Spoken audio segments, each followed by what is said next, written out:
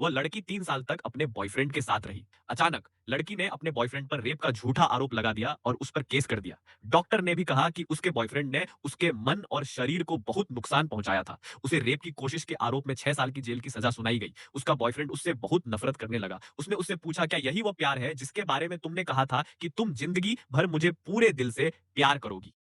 उसने कसम खाई कि वो उसे अपनी जिंदगी में कभी दोबारा नहीं देखना चाहता और कहा कि उसे इसकी कीमत चुकानी होगी। जल्द ही लड़की को पता चला कि वो प्रेग्नेंट है।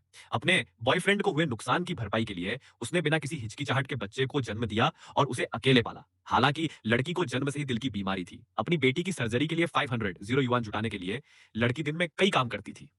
एक दिन उसकी सौतेली माँ ने उसे 100 मिलियन युआन के कॉन्ट्रैक्ट पर बातचीत करने के लिए बार में भेजा। अगर कॉन्ट्रैक्ट हो जाता तो वो उसकी बेटी के इलाज के लिए पैसे दे देती। लेकिन जब उसने ये पूछने के लिए दरवाजा खोला कि मिस्टर शेन कौन है, तो वो यह देखकर हैरान रह गई कि वो उसका वही एक्स बॉयफ्रेंड था जिसे 6 साल पहले फंसाया गया था। उसे उम्मीद नहीं थी कि 6 साल बाद वो शेन ग्रुप का प्रेसिडेंट बन चुका होगा। उस आदमी की बेरुखी भरी आंखें देखकर लड़की को एहसास हुआ कि उसने उसे कितना बड़ा धोखा दिया था और वो उससे कितनी नफरत करता होगा।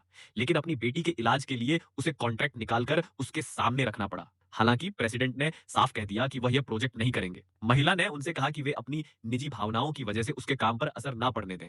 तभी महिला ने अमीर घराने की एक लड़की के चेहरे पर सीधे वाइन डाल दी। इससे वह अमीर लड़की गुस्से में आ गई। उसने अपने लोगों से उस महिला को रोकने के लिए कहा और वाइन का गिलास उठाकर उस पर उड़ेल दिया। लेकिन प्रेसिडेंट यह सब देखते रहे और जब वे लोग उस महिला को परेशान कर रहे थे, तब भी उन्होंने कुछ नहीं किया।